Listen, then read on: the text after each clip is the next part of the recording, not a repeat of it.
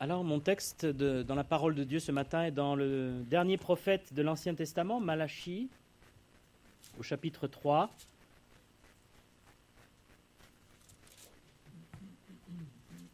Malachie, ça veut dire le messager de Dieu. Et nous allons lire à partir du verset 13, Malachie 3, 13. Nous sommes à la fin de l'Ancien Testament. Vos paroles sont rudes contre moi, dit l'Éternel. Et vous dites, qu'avons-nous dit contre toi? Vous avez dit, c'est en vain que l'on sert Dieu.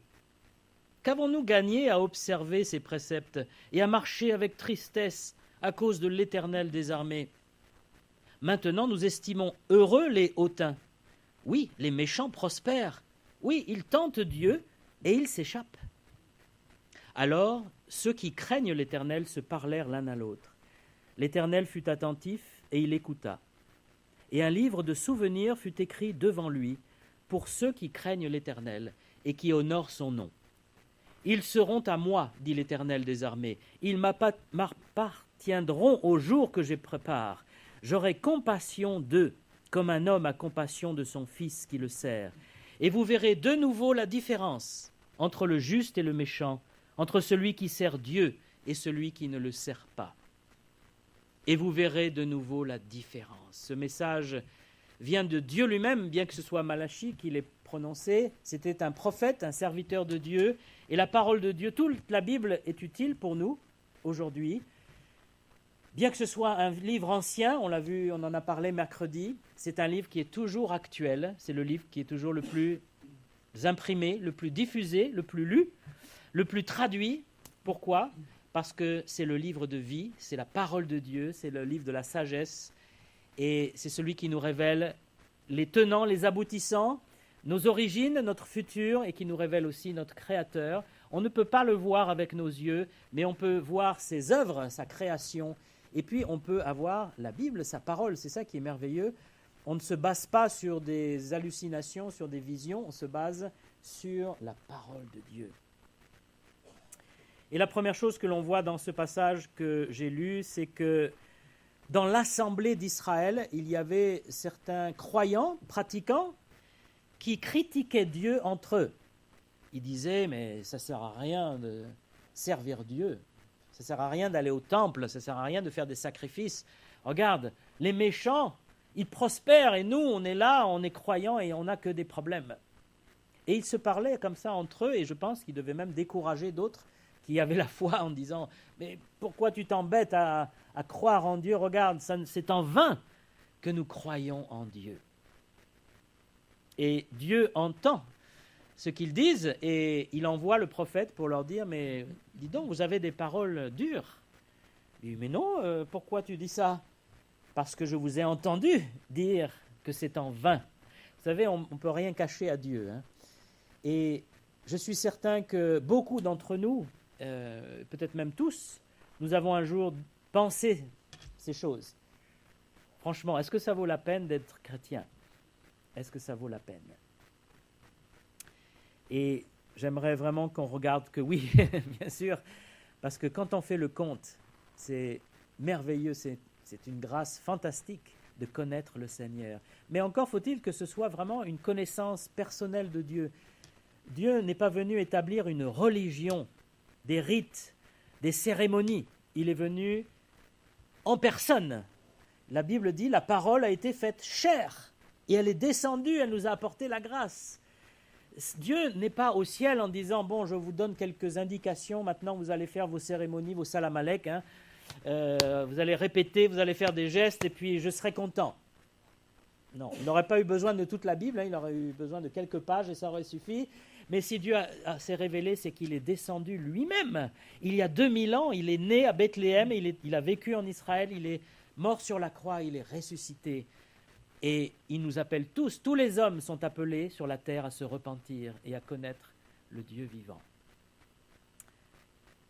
Mais cette question revient souvent quand même, quand on a des épreuves en particulier, quand on a des problèmes, ou quand on est persécuté en tant que chrétien, on se dit, mais regarde les gens qui ne marchent pas avec Dieu, ils ne s'occupent pas de tout ça, ils n'ont pas de remords, de conscience, ils vivent dans le mal et puis ils font ce qui leur plaît, ils ont l'air de bien s'amuser, ils ont plein d'amis, ils ont de l'argent et puis moi je me sacrifie, moi c'est dur, je fais attention et puis je suis toujours en train de dire est-ce que j'ai chuté ou pas. Ah non, finalement j'en vis.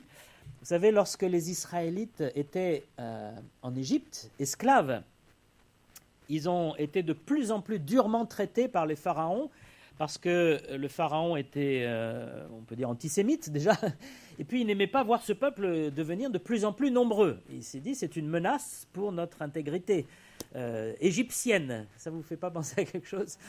Et donc, le pharaon a commencé à réduire à l'esclavage les Israélites de plus en plus durs, et ils souffraient de plus en plus, et ils ont crié vers Dieu, ils ont dit, Yahvé, tu es notre Dieu, viens à notre secours. Et Yahvé a suscité un homme, et cet homme, par la providence de Dieu, était déjà dans la cour de Pharaon, et il s'appelait Moïse. C'était un juif, mais qui a été élevé par la fille de Pharaon, par la direction de la providence de Dieu. Et Dieu a appelé Moïse et dit, Moïse, c'est toi qui vas délivrer mon peuple. Moïse, au début, ne voulait pas. Et non, je ne peux pas parler. Et finalement, Moïse a dû quitter l'Égypte parce qu'un jour, il a tué un Égyptien pour défendre un Israélite. Il s'est enfui de l'Égypte et puis il est revenu plus tard chercher les Israélites et les sortir. Et ce n'est pas lui qui les a sortis, c'est bien sûr Yahvé, le Seigneur, l'Éternel des armées, qui a ouvert la mer Rouge, qui a protégé contre l'armée égyptienne et qui a sauvé les Israélites. Et les voilà dans le désert. Ils ont vu la mer Rouge s'ouvrir, ils sont sains et saufs. Maintenant, ils doivent aller vers le pays de Canaan. Et ce n'est pas très loin de l'Égypte, Canaan. Voilà, c'est l'Israël actuel, ce n'est pas très très loin. Mais quasiment tout de suite, ils se mettent à murmurer contre Dieu. Tous les matins, il y a la manne qui vient pour les nourrir. Ils sont plusieurs millions. Ils ont, dans ce désert, ils ont des rochers qui donnent de l'eau. Chaque fois qu'ils s'arrêtent quelque part, il y a un rocher qui donne de l'eau, il y a une source qui arrive, plein de désert. On sait qu'il y a beaucoup d'eau dans les déserts, mais encore faut-il la trouver quand même. Et ils voient la main de Dieu extraordinaire envers eux, l'amour de Dieu qui prend soin d'eux. Il y a la nuée, il y a un nuage qui les conduit le jour, et la nuit, c'est une fumée incandescente qui leur permet d'avancer dans la nuit et dans le désert. Mais ils murmurent et ils disent « Oh, c'était mieux en Égypte ». Parce que là, tous les matins, on a la manne, la manne, la manne, la manne. Et ils se plaignent. En Égypte, on avait des os, des oignons. Les os, c'est l'ail au pluriel, pour ceux qui ne connaissent pas. On avait de l'ail, de l'oignon, on avait des bons légumes, du poisson. Les Égyptiens mangent beaucoup de poisson. Oui, mais attends, tu as oublié un détail dans ton récit, là. Tu avais tout ça, mais tu avais aussi l'esclavage, quand même. Tu fabriquais des briques toute la journée.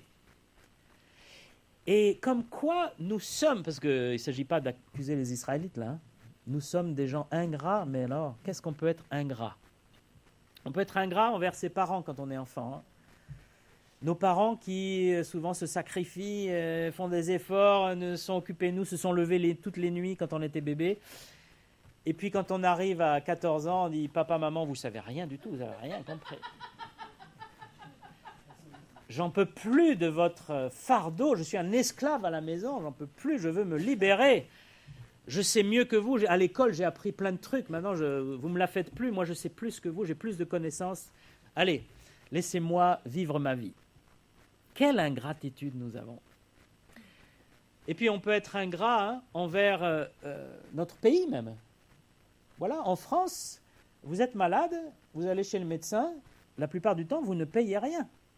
Alors ça va être de moins en moins comme ça, mais quand même, vous avez une maladie grave, vous êtes pris à 100%. 100%. Il n'y a pas beaucoup de pays où vous êtes pris à 100% pour une maladie grave. Payez rien. C'est l'État qui paye. Alors l'État, en fait, c'est tout le monde, bien sûr. Mais qu'est-ce qu'on fait? Dès qu'il y a un petit truc à payer, ah non, là, c'est pas remboursé. Ah, voilà, allez, ça commence. Attends, tu as 5 € à payer sur 3000 et tu te plains. Et on a cette ingratitude terrible envers les bénédictions. Et tout ça vient de Dieu. C'est la bénédiction de Dieu. Nos parents, notre pays, nos autorités. Et le Seigneur dénonce ça. Il dit, ce n'est pas comme ça qu'un chrétien doit vivre, il doit être reconnaissant. Il doit rendre grâce, dit la Bible. Hein. Rendre grâce, c'est une expression qui veut dire vous reconnaissez que vous avez reçu une grâce. Une grâce, c'est quelque chose qu'on n'a pas mérité. Et nous n'avons pas mérité d'être bénis par Dieu. Franchement, qui d'entre nous peut dire, moi j'ai toujours obéi parfaitement au commandement du Seigneur? Il n'y a que le Seigneur Jésus qui a fait ça. Il n'y a aucun homme sur la terre qui soit juste. Et pourtant, Dieu étend sa grâce. Il étend sa grâce sur ceux qui ne croient pas en lui. Hein, il est bon envers les justes et les méchants. Et nous sommes ingrats. Dans le psaume 37, cette question qui dit que Dieu n'est pas juste et que c'est plus dur pour les croyants que pour les incroyants, elle revient dans le psaume 37. Au verset 4, il écrit « Fais de l'Éternel tes délices, et il te donnera ce que ton cœur désire. Recommande ton sort à l'Éternel. Mets en lui ta confiance, et il agira. » C'est ça la foi. Hein? Il fera paraître ta justice comme la lumière, et ton droit comme le soleil à son midi. Garde le silence devant l'Éternel, espère en lui, et ne t'irrite pas contre celui qui réussit dans ses voies, contre l'homme qui vient à bout de ses mauvais desseins. Laisse la colère, abandonne la fureur, ne t'irrite pas, ce serait mal faire, car les méchants seront retranchés, et ceux qui espèrent en l'Éternel posséderont le pays. Parfois, on voit les gens méchants triompher. Pourquoi les méchants triomphent-ils? Parce qu'ils sont méchants, parce qu'ils sont plus durs, plus violents. Ils n'ont pas de remords, ils n'ont pas de retenue. Et quand vous avez une conscience, vous vous abstenez de faire certaines choses. Et non, là, quand même, on ne fait pas ça. On ne vole pas les autres, on ne leur tape pas dessus, on ne les écrase pas, on ne les double pas, on ne triche pas, parce qu'on a une conscience. Mais ceux qui ont mis de côté leur conscience, ils disent, mais moi, ce qui compte, c'est ce que je réussisse dans la vie, coûte que coûte. S'il faut que je marche sur une montagne de cadavres, je vais monter sur une montagne de cadavres, mais je vais réussir, je vais monter en haut de la pyramide. Ces personnes-là réussissent d'une certaine façon parce qu'ils sont violents et ils marchent sur les autres. Et quand on les voit en haut, on se dit, oh, regarde lui, pas de Dieu, pas de conscience, et regarde, il est là-haut et moi je suis chrétien. Et, vous savez, dans certains pays, que ce soit un pays musulman ou un pays comme la Chine, si vous êtes officiellement chrétien, parce que c'est souvent sur votre carte d'identité, hein, vous ne pouvez pas avoir un poste de direction. Vous pouvez être le meilleur. Vous n'aurez pas un poste de direction. Dans l'islam, hein, ça s'appelle les dhimmis. Les dhimmis, ce sont les non-musulmans qui vivent dans les pays musulmans. Ils n'ont pas le droit de diriger un musulman. Donc vous pouvez avoir un super diplôme, vous pouvez être un gars génial ou une femme géniale, vous allez toujours être un subalterne. En Chine, on avait notre ami Paul, hein, qui travaillait pour une banque chinoise, et il dit, je suis chrétien, c'est sur ma carte d'identité, et ils m'ont dit, tu ne seras jamais cadre. Tu vas toujours être un employé. Pourtant, il était intelligent, il est intelligent. Et on pourrait dire, mais c'est pas juste, Seigneur, pourquoi tu permets ça? Alors ma vie, voilà ma vie, ratée, ma vie est un échec. Oui, mais la vraie vie, c'est pas d'être banquier, directeur de banque, hein. C'est pas ça le but dans la vie. Et c'est là où ces Israélites dans Malachie se trompaient. Ils voulaient avoir la prospérité matérielle, la facilité, le confort, comme ceux qui ne connaissent pas Dieu. Et ils ne comprenaient pas pourquoi Dieu ne leur donnait pas tout ce qu'ils désiraient, tout ce qu'ils voulaient. Mais Dieu ne nous a pas promis le confort et la prospérité matérielle en tant que chrétiens. À Israël, il y avait une promesse matérielle, une bénédiction. Il dit, si vous marchez selon mes commandements, je vous bénirai, vous serez, votre pays fleurira. Et on est en train de voir ça en Israël, bien que tous les Israéliens ne marchent pas avec Dieu, loin de là. Il y a beaucoup qui sont agnostiques ou athées, qui ne pensent pas à Dieu. Mais il y a un certain nombre de croyants, de juifs, qui en tout cas craignent l'Éternel, même s'ils ne croient pas au Messie, Jésus, Yeshua. Et on voit une bénédiction dans ce pays. Nous avons visité Israël, il y a une bénédiction agricole déjà. C'est quand même un pays très désertique. Et on était estomaqués de voir, il y a des plantes partout, il y a des oliviers partout, il y a des vignes qui sont partout. Les musulmans ne boivent pas de vin, normalement. Et donc toutes les vignes avaient disparu d'Israël avant 1948, et ils ont replanté des centaines de vignes. Et vous avez des excellents vins là-bas. Vous avez des palmeraies avec des dattes délicieuses. Vous avez tout ça en plein désert. Et vous avez parfois même des champs de blé en plein désert avec le goutte à goutte, cette technique qu'ils ont inventée. On voit une bénédiction qui vient de Dieu. Mais le chrétien, lui, n'a pas la promesse d'une bénédiction matérielle. Lui, il a une bénédiction spirituelle. Alors vous me dites, on a perdu au change. Moi, j'aurais préféré la bénédiction matérielle. Ça, c'est notre chair qui parle comme ça. On n'a pas du tout perdu au change. Le spirituel est évidemment bien supérieur. Mais c'est vrai que c'est quelque chose qu'on ne peut pas forcément toucher. On ne peut pas le mettre dans un compte ou dans un coffre-fort. Par contre, on peut l'amasser dans le ciel, comme dit Jésus, et pour la vie éternelle. Les choses spirituelles sont merveilleuses. De connaître Dieu, on ne peut pas se plaindre de Dieu, ce n'est pas possible. D'abord, il nous a pardonné tous nos péchés, gratuitement. C'est-à-dire, il n'exige pas, il ne dit pas « maintenant je te pardonne » si tu marches sur les genoux de Paris à Chartres, ou si tu vends tous tes biens et puis tu t'enfermes dans une cave jusqu'à la fin de tes jours. Non, il dit « celui qui croit en Jésus-Christ » est pardonné de tous ses péchés. Et c'est le Seigneur Jésus-Christ qui a payé notre salut, notre pardon, qui est mort lui-même sur la croix en portant nos péchés sur lui. Mais non seulement ça, mais Dieu, en plus du pardon, il nous donne son esprit. Il dit que ceux qui ont cru en l'Évangile reçoivent le Saint-Esprit. L'Esprit, c'est l'Esprit de Dieu. D'avoir Dieu en soi, mais c'est quelque chose de fantastique. Dieu est là avec moi tous les jours.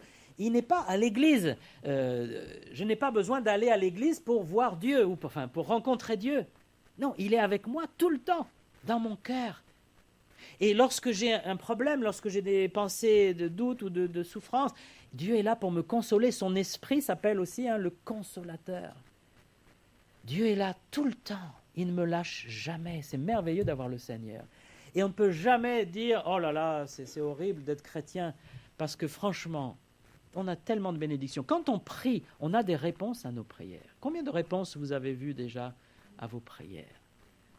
Et nous, on oublie les réponses et on dit « Oh là là, j'ai prié et j'ai rien eu. Je me demande si Dieu m'a oublié. » Mais attends, tu as oublié toutes les réponses que tu as eues les années précédentes. Et peut-être que là, il y a un but, peut-être que là, Dieu ne veut pas exaucer cette prière-là parce qu'elle n'est pas dans sa volonté. Mais on n'a pas à se plaindre de Dieu qui est si généreux, qui est vraiment un Père, qui veille sur nous. On ne se rend pas compte de toutes les fois où Dieu nous a protégés. Parce que quand on est protégé, on ne s'en rend pas compte.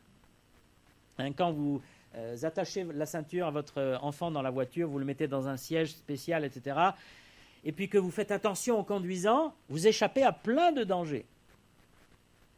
Et peut-être même à des accidents mortels. Et Dieu aussi veille sur nous de cette façon invisible, comme un parent, et il nous protège de tellement de choses. Et puis, on a quand même une bénédiction matérielle. C'est qu'il est dit, mon Dieu pourvoira à tous vos besoins. Dieu a promis de pourvoir à nos besoins. Lorsqu'on est en besoin, en difficulté, on peut l'invoquer et être exaucé. Il n'a pas dit qu'on serait riche et qu'on allait dominer le monde. Ce n'est pas du tout l'appel de Jésus-Christ à ses disciples. On n'est pas là pour dominer le monde. Par contre, il a dit qu'il pourvoirait à nos besoins. Quand on est en difficulté, on peut l'invoquer. Seigneur, viens à mon secours. Et puis, il y a une rémunération pour ceux qui servent le Seigneur. J'aime beaucoup ce verset de 1 Corinthiens 15, 58. Je vais vous le lire. « Ainsi, mes frères bien-aimés, soyez fermes, inébranlables, travaillant de mieux en mieux à l'œuvre du Seigneur, sachant que votre travail ne sera pas vain dans le Seigneur. » Votre travail ne sera pas vain. Il y a des chrétiens qui ont quitté leur pays, leur famille, leur maison, pour aller dans un pays étranger être missionnaires. On a rencontré l'autre fois ce chrétien donc d'origine américaine, mais qui vit en France, et il a tout vendu avec sa femme et ses enfants. Il a vendu sa maison, il a tout vendu. Et il est allé au Togo. Et là, au Togo, il a fondé une église et un institut biblique avec d'autres chrétiens. Et il a vécu là 8 ans. Mais qu'est-ce qu'il a piqué? C'est Dieu. Dieu lui a dit, vas-y. Et il a servi le Seigneur. Et ensuite, au bout de 8 ans, Dieu a dit, maintenant, tu peux passer à autre chose. Donc il a tout vendu au Togo pour revenir. Et puis il est reparti dans un autre pays africain. Puis là, il est revenu, il est en France. Mais pourquoi il a fait ça? Parce que Dieu l'a appelé. Est-ce qu'il était là en train de dire, oh là là, Dieu m'a appelé au Togo, c'était affreux. Oh là là, c'était horrible d'aller en Afrique. Et puis là, heureusement, je suis en France. Non, il était heureux. Il dit même, c'est dur de revenir en France après l'Afrique parce que c'est tellement une joie d'être là-bas avec les frères et sœurs, avec les églises. Et au milieu de leur pauvreté, il y a cette joie et cet allant, ce courage. Voilà, mais quand on a le regard charnel, on dit, oh là là, c'est dur d'être missionnaire. Mais non, c'est merveilleux de servir le Seigneur. Et ce n'est jamais vain, il y a une rémunération. Il dit, soyez fermes. Alors si vous avez cette question qui vous vient, mais pourquoi les méchants et les incroyants ont l'air plus heureux que nous?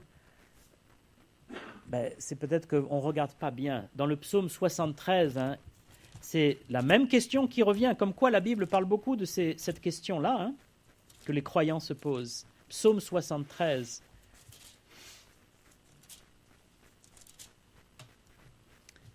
Asaph, qui a écrit ce psaume, dit au verset 3, « Je portais envie aux insensés en voyant le bonheur des méchants. Rien ne les tourmente jusqu'à leur mort. Ils n'ont part à aucune souffrance. » Alors d'abord, il exagère un peu quand même. Rien ne les tourmente. Moi, je connais la plupart des gens, ils ont quand même beaucoup de problèmes. Mais il a tellement de doutes qu'il exagère. Il voit tous les insensés, les non-croyants. Insensés, c'est un mot aussi pour les non-croyants. Tous heureux dans l'opulence. Et puis tous les chrétiens, pas les chrétiens, les juifs pieux, il les voit souffrants. Il dit, nous, on souffre. Ils raillent, verset 7. Ils parlent d'opprimés. Ils ont des discours orgueilleux. Ils élèvent leur bouche. Et le peuple se tourne de leur côté en plus. Ils ont la majorité avec eux, parce que forcément. Et là, ça me fait vraiment penser à la France. La France est un pays particulier au niveau de la foi. C'est que c'est un des pays où il y a le plus d'athées et d'agnostiques au monde. À côté, il y a le Japon aussi, qui est pas mal. Mais on est vraiment dans le top des pays athées. Alors, il y a une explication à tout ça. Il y a une histoire, une sorte de révolte contre la religion formaliste, etc. Et puis un orgueil intellectuel chez nous aussi. Nous faisons des études élevées et nous pensons que nous savons mieux que la Bible ou que Dieu. Et moi-même, je suis devenu athée quand j'avais 14-15 ans. Et je me pensais bien supérieur aux chrétiens, que je savais tout et que la Bible était un livre totalement dépassé. Et en France, on est comme ça. Et la majorité se tourne vers cette idée que les chrétiens sont des gens un peu naïfs, un peu bêtes, et puis un peu bizarres même peut-être. Qu'est-ce que tu fais le week-end? Je vais à l'église. Oh là là, c'est barbant, dis donc. Mais non, moi c'est pas barbant. Comment c'est pas barbant? D'aller à l'église? Si, c'est barbant. Mais non. Et on a du mal à convaincre les gens de dire, mais on est heureux de se retrouver entre frères et sœurs, d'avoir la parole de Dieu, de chanter ensemble. Il dit, mais qu'est-ce que vous chantez? On chante des cantiques. Oh là là. Vous chantez même pas des trucs modernes, Rihanna ou je sais pas, non, du rap, non. C'est des cantiques. Mais nous, on aime ça parce que c'est le Seigneur, on fait ça avec le Seigneur, c'est le Seigneur qui nous a changés. Quand j'étais athée, j'aimais écouter du rock assez dur, assez sombre. Et puis quand je suis devenu chrétien, j'ai continué, j'avais les mêmes disques, j'avais des disques, je suis un vieillard moi.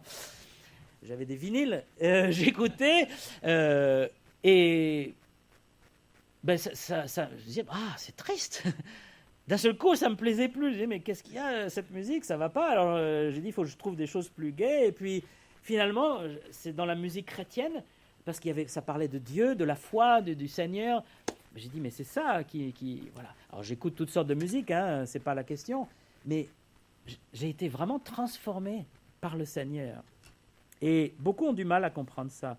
Mais quand on aime le Seigneur, c'est là qu'on est le plus heureux. Est-ce que parmi nous qui connaissons le Seigneur, il y a quelqu'un qui peut dire, voilà, je regrette d'avoir cru en Dieu. Vraiment, je regrette. Alors je prends un risque en vous posant ces questions, parce que peut-être qu'il y a plein de gens qui vont lever la main. Mais Vraiment, n'ayez pas peur ou n'ayez pas honte de dire, voilà, je regrette d'avoir cru en Dieu, il faut être franc, il faut être... D'accord. Bon. Pourtant, vu d'un athée, oh là là, mais c'est affreux. Mais en fait, c'est parce que quand on ne connaît pas Dieu, on se rend compte à quel point c'est merveilleux d'être avec Dieu. Nous, on ne chante pas pour chanter, on ne se réunit pas pour se réunir. C'est parce que Dieu est dans nos vies. Parce que c'est Dieu qui nous réunit. On ne serait jamais rencontrés les uns les autres s'il n'y avait eu un même Sauveur. Alors dans ce groupe de Malachie, il y a ceux qui critiquent Dieu, on peut dire, qui disent « Ah, c'est en vain ». Et puis il y a ceux qui craignent l'Éternel, qui se réunissent de leur côté, parce qu'ils se rendent compte que ça ne va pas là. Et ils disent « Oh là là, il y a des gens qui ont l'air d'être croyants, mais en fait, ils critiquent Dieu ». Et ceux qui craignent l'Éternel se réunissent et ils se parlent ensemble. Donc c'est Malachie, chapitre 3. Et c'est verset 16, ils se parlèrent l'un à l'autre. Alors ceux qui craignent Dieu, les craignants Dieu, c'est une expression de la Bible, ce sont les gens qui respectent Dieu, qui reconnaissent qu'il est Dieu, qu'il est le Créateur, qu'il est le Seigneur. Aujourd'hui, il y a des gens qui s'appellent chrétiens, mais ils ne respectent pas Dieu, ils ne craignent pas Dieu. Dieu, c'est le copain. Et il faut qu'il me donne ce dont j'ai envie. C'est le bon génie. J'aime bien dire ça parce que c'est vraiment ça illustre tout à fait. Dans l'histoire d'Aladin, il y a le génie qui te exauce tes vœux. Alors tu frottes la lampe et là il sort et quand tu t'as exaucé, hop, tu le fais rentrer et il te laisse tranquille. Eh bien pour certains, Dieu c'est un bon génie. Quand j'ai besoin, je prie, il sort de la lampe, il m'exauce et quand j'ai fini, hop, il rentre. Et je peux mener ma vie comme je veux. Dieu n'est pas un bon génie. Il est le Seigneur, le Créateur. Sans lui, je n'aurais pas la vie. Sans lui, je ne serais pas là. Et nous devons craindre Dieu dans le bon sens, pas dans la peur. Voilà. Dire, oh là là, qu'est-ce qu'il va m'envoyer encore, comme les Gaulois qui craignaient Partoustatis, que le ciel leur tombe sur la tête. Mais on doit craindre Dieu dans ce respect du Seigneur, de l'autorité suprême. Pourquoi il y a un problème d'autorité dans la jeunesse, et dans la société française? Parce que, comme on a enlevé Dieu, quasiment, de la société française, Dieu étant l'autorité suprême, on n'a plus cette crainte de l'autorité. Donc même le juge, le président, le policier, mais on lui rentre dedans, on dit « je ne suis pas content », voilà, on casse du policier aujourd'hui. Même les pompiers, franchement. Et cette rébellion totale, c'est parce qu'il y a un problème vertical avec Dieu. On ne craint plus Dieu. Et en tant que croyants, nous devons avoir ce respect, cette crainte de Dieu. On doit l'inculquer à nos enfants. Des enfants de chrétiens, parfois, ne marchent pas avec Dieu. Parfois, je ne dis pas toujours. Parce que les parents n'ont pas inculqué cette crainte de Dieu. Les parents ne respectent pas le Seigneur. Ils vont à l'église, ils ont l'air chrétiens, mais dès qu'il y a un truc, hop, on voit bien qu'ils ne font pas confiance à Dieu, qu'ils n'obéissent pas aux commandements. Et les enfants, eux, ils voient ça tout de suite. Ceux qui craignent l'Éternel se parlèrent, ils se réunissent, ils s'encouragent. C'est la Bible qui dit qu'on doit se réunir avec ceux qui craignent le Seigneur. Et c'est important d'être entre chrétiens aussi, de passer du temps entre chrétiens. Il y a en France et dans tous les pays maintenant une diaspora de chrétiens qui ne vont plus à l'église. Alors ils ne vont plus à l'église pour différentes raisons. Parfois ils disent « ça s'est mal passé dans mon église, il y a eu une division, ou il y a quelqu'un qui m'a blessé là, et je ne peux plus aller... donc tu ne peux plus aller dans cette église, mais pourquoi tu n'irais pas dans une autre ? Ben, j'étais dans une autre et il y a eu encore une autre personne, et pourquoi pas dans une autre ? Alors là, peut-être c'est toi qui as un problème là, parce qu'au bout de 3, c'est qu'il faut savoir se remettre en question. Mais c'est vrai que les églises ne sont pas parfaites. On n'est pas au ciel malheureusement. Et donc il va y avoir des gens qui sont moins avancés dans la foi, qui sont moins spirituels, qui ne vont pas toujours être sympathiques, et il faut avancer, il ne faut pas se laisser... Alors bien sûr, si vraiment vous êtes harcelé dans un groupe, là il faut quitter ce groupe, on ne va pas se laisser harceler, c'est inadmissible. Mais quand on est dans une église normale où la Bible est pratiquée et enseignée, normalement ça doit être à peu près correct. Et là on peut grandir ensemble, on peut s'encourager, et c'est important de se réunir. La Bible dit dans Hébreux, n'abandonnez pas votre assemblée. Et exhortez-vous les uns les autres, chaque jour même, si c'est possible. On a des frères dans l'église qui envoient des textos d'exhortation.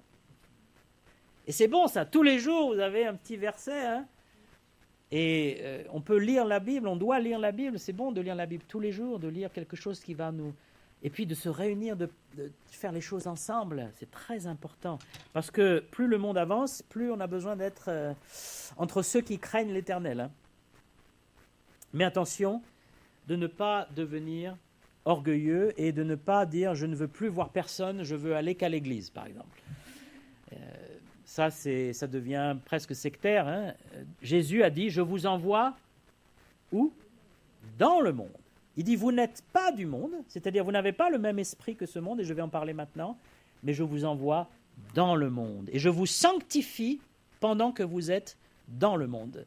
Et on peut vivre dans ce monde, travailler dans ce monde, avoir une vie dans ce monde, être citoyen, voter, et être sanctifié, être à part. Et c'est donc la fin de ce passage de Malachie, il dit « Et vous verrez la différence entre le juste et le méchant, entre celui qui sert Dieu et celui qui ne le sert pas. » Dieu révèle un jour la différence. Plus le mal avance, plus la société est en décadence, plus les chrétiens devraient briller. C'est quand même, on est en train de le voir en ce moment, hein. Il y a beaucoup de gens qui disent « mais on est tombé sur la tête, les valeurs sont renversées, on ne sait plus à quoi s'accrocher. Maintenant, par exemple, dans le domaine de l'identité sexuelle, vous avez de plus en plus d'artistes qui dirigent le mouvement un peu, enfin qui poussent, et qui disent je ne suis pas un homme, je ne suis pas une femme, je suis non-binaire ». Donc, je vous laisse méditer sur cette phrase. Mais où sommes-nous? Qu'est-ce qui dirige tout ça? Quelle est la sagesse? Quel est le sens à tout ça? Il n'y a plus de sens parce qu'on ne se base plus sur la parole de Dieu, sur les commandements de Dieu, sur la vérité de Dieu. Donc forcément, on a perdu pied. La Bible prophétisait ça, elle dit « Les hommes, en ne reconnaissant pas que Dieu est le Créateur, deviendront fous. » Et ce n'est pas une folie médicale, hein, c'est une folie spirituelle. Eh bien, en tant que chrétien, on doit voir la différence. On ne doit pas couler avec le bateau. On ne doit pas suivre le monde. Malheureusement, c'est ce qui se passe. Par exemple, un exemple qui me choque, hein, qui me choque, mais ce n'est pas pour juger que je dis ça, hein, mais ça ne devrait pas être comme ça. Il y a autant de divorces chez les chrétiens évangéliques que dans les statistiques normales. Autant. C'est même à peu près un mariage sur deux.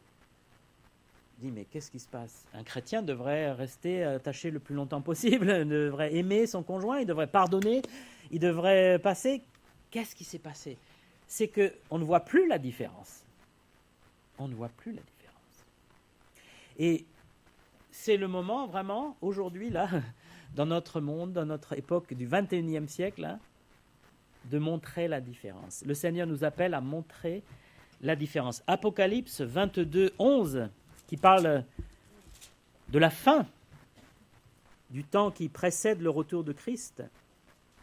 Apocalypse 22, 11, le temps est proche, dit la Bible. Que celui qui est injuste soit encore plus injuste, que celui qui est souillé se souille encore plus, mais que le juste pratique encore plus la justice et que celui qui est saint se sanctifie encore plus.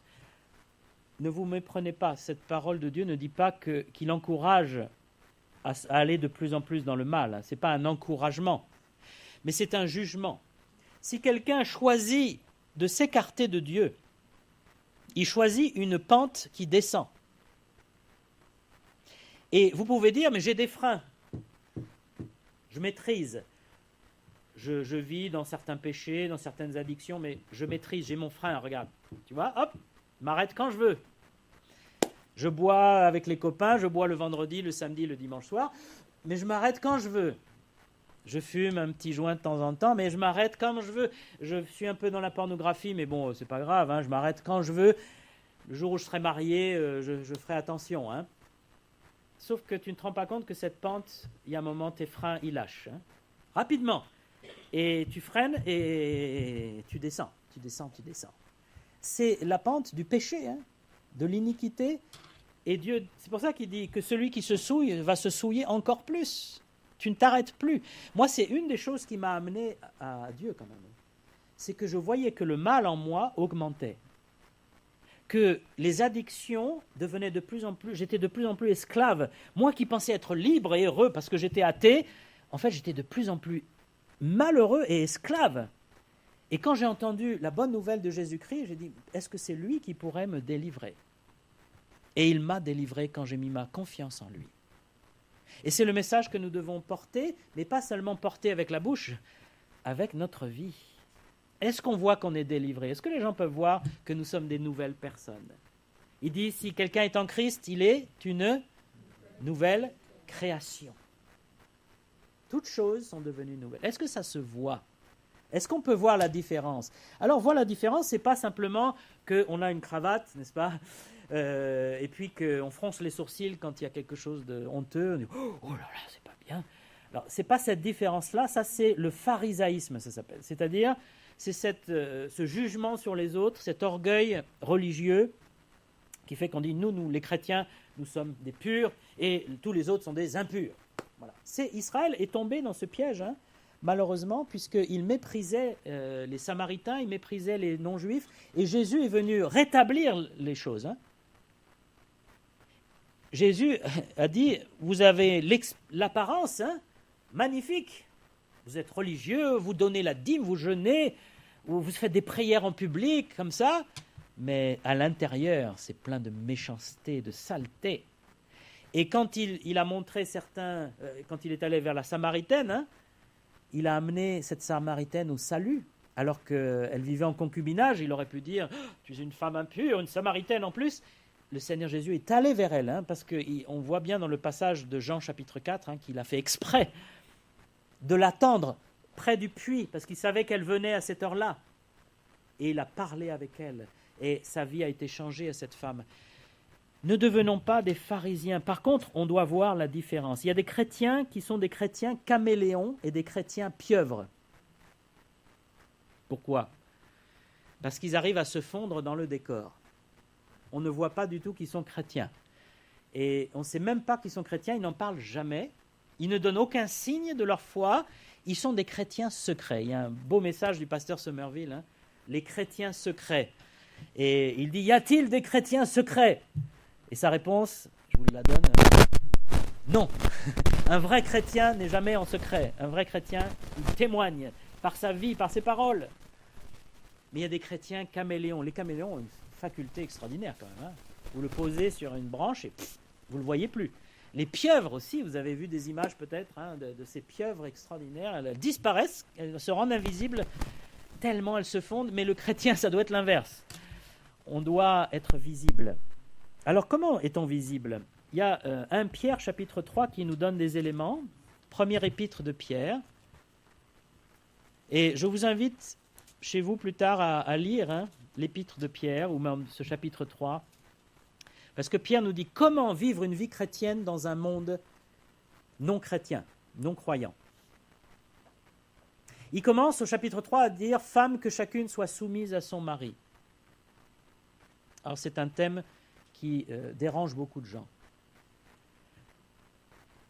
Ce thème a été abusé par, notamment au Moyen-Orient, mais partout, où les maris ont dit « Ah, c'est écrit dans la Bible, je peux te dominer, je peux t'écraser parce que c'est écrit dans la Bible, vous devez être soumise. » Mais la Bible ne dit pas que les maris doivent dominer ou doivent écraser leurs femmes. Ils disent « Femmes, soumettez-vous à votre mari. » Et soumettez-vous, ce n'est pas devenez une boniche ou une esclave, ça veut dire reconnaissez, mettez-vous au service, à l'aide de votre mari. Dans la Genèse, quand Dieu a créé l'homme et la femme, il a dit « Je vais créer une aide semblable à toi. » Et la femme, dans sa conception même, sa création, c'est une personne qui aide. C'est pour ça qu'il y a beaucoup de femmes qui aident les autres.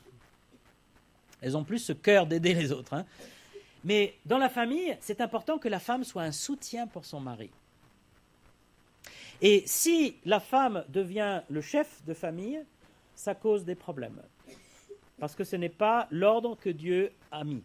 Mais si le mari ne prend pas sa place de responsable, parce que chef, ça veut dire responsable, ça ne veut pas dire chefaillon. Si le mari n'est pas responsable, il ne prend pas les choses en main en disant, bon, on va prier pour ça, qu'est-ce qu'on va faire? Forcément, il parle avec sa femme, il dit, chérie, qu'est-ce que tu penses qu'on peut faire? Quelle décision on doit prendre ensemble? Mais c'est lui qui doit initier les choses. S'il ne prend pas son rôle, effectivement, la femme se retrouve en difficulté parce qu'elle a son rôle d'aide déjà, elle s'occupe de la famille, du mari, des enfants, et puis en plus, le mari lui demande d'être la chef. C'est très difficile pour une femme de jouer tous ses rôles, et elles y arrivent parce qu'elles sont fortes. Mais elles en souffrent, elles ne sont pas heureuses dans ce... Et le plan de Dieu, c'est dans la famille chrétienne, le mari est le responsable de sa famille. Et la femme est l'aide, le soutien. Et on travaille en équipe. Dans une équipe de foot, par exemple, tout le monde n'est pas capitaine. Il n'y a pas 11 capitaines. Il y a un capitaine. Et il y a un entraîneur. Qu'est-ce qui donne les consignes pendant les matchs? Est-ce que c'est chaque joueur qui dit non, tiens, on pourrait peut-être faire 3-4-3 ou 2-5-2 ou tiens, toi tu vas aller. Non, c'est l'entraîneur qui dit toi tu vas là et toi tu vas là. Puis souvent, ils le crient. Hein. Ils y vont fort. Hein. Il faut qu'il y ait un capitaine quelque part, sinon c'est le bazar. Et donc c'est le rôle du mari, mais la Bible dit, Marie, c'est la suite, hein, dans le chapitre 3, verset 7, Marie, montrez à votre tour de la sagesse dans vos rapports avec votre femme, comme avec un vase plus faible. Honorez-la, honorez votre femme, respectez-la. Honorez-la, ça veut dire mettez-la en valeur. Hein. L'honneur, c'est la valeur. Reconnaissez sa valeur, remerciez-la. Ne dites pas à votre femme oh, t'as encore raté le dîner de ce soir, ou t'as mal fait le ménage cette semaine. Ça ne doit pas exister dans la famille chrétienne. Bon, je suis toujours un peu exagéré, hein.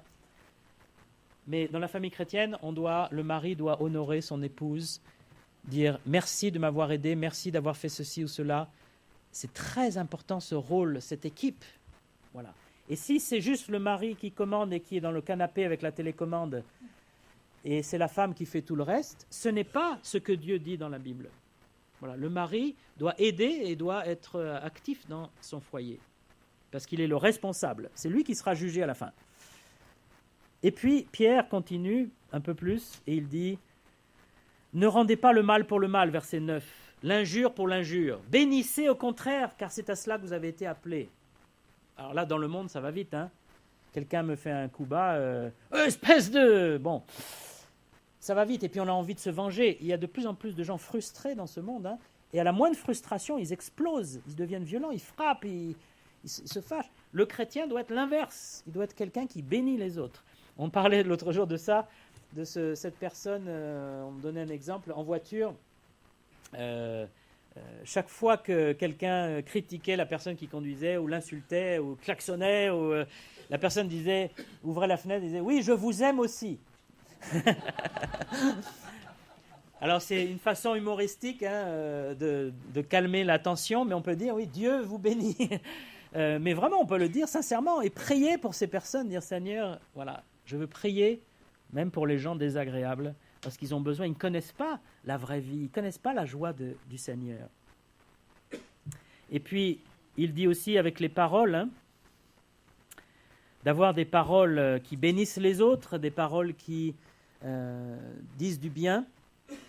Et donc, ce que le Seigneur veut, c'est qu'il y ait une différence, que nous soyons des gens doux au lieu d'être violents, que nous soyons des chrétiens purs au lieu d'être des gens débauchés, que nous soyons séparés de ce qui est impur, hein, que nous soyons des gens fidèles au lieu de laisser aller, que nous soyons des gens qui pardonnent aux autres au lieu de se venger. Vous avez peut-être vu aux infos cette Vietnamienne Kim Phuc, cette fille à la photo dans la guerre du Vietnam, hein, qui avait cette photo qui a fait le tour du monde où elle est brûlée au napalm. Cette petite fille, elle est devenue plus tard une chrétienne.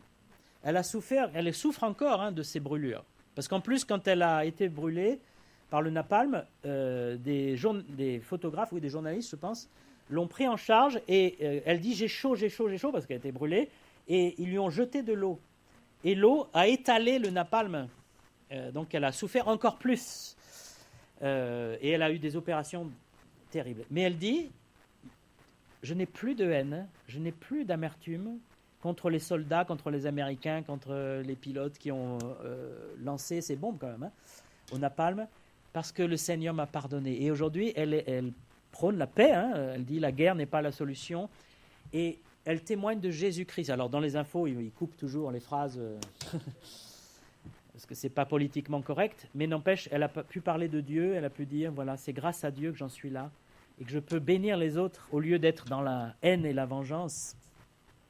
Le chrétien doit partager au lieu d'être individualiste. Aujourd'hui, c'est moi d'abord, moi seulement. La question, c'est est-ce que nous sommes ces chrétiens-là? Est-ce qu'on voit la différence entre ceux qui servent Dieu et ceux qui ne servent pas Dieu? Est-ce qu'on voit la différence dans ma vie? Si ce n'est pas le cas, j'ai besoin de me repentir en tant que chrétien, hein, de dire, voilà, Seigneur, je ne vis pas la vie chrétienne pleinement comme tu me l'as donnée. Je suis content d'être pardonné, mais c'est tout. Je ne sers pas Dieu, en fait. Vous voyez, il y a le mot servir dans Malachie, là. Ceux qui servent Dieu. Quand Dieu nous sauve, c'est pour qu'on le serve. Pour qu'on soit utile, pour qu'on soit une bénédiction. Est-ce que je suis utile à la société? Est-ce que je suis utile à ma famille? Est-ce que je suis utile dans mon église? Est-ce que je sers le Seigneur? Ou est-ce que je me sers? Et c'est ça aussi la différence entre un chrétien qui donne sa vie et un chrétien qui retient sa vie. Le Seigneur a dit, celui qui retiendra sa vie la perdra. Celui qui la donnera la retrouvera multipliée par 100. Les missionnaires, ils ont une vie parfois difficile dans certains pays, mais ils sont bénis doublement, triplement, au centuple. Les chrétiens qui meurent pour leur foi, il y a des chrétiens qui meurent aujourd'hui parce qu'ils sont chrétiens. La Bible dit qu'elle a du prix aux yeux de Dieu la mort de ceux qui l'aiment. Ils ont une récompense céleste, éternelle. Alors, à nous d'être des chrétiens différents et de ne pas suivre les modes du monde, parce que les modes du monde nous entraînent à la perdition et il n'y a pas de frein, hein. C'est la descente jusqu'au gouffre. À nous de réaliser ça et de venir au Seigneur.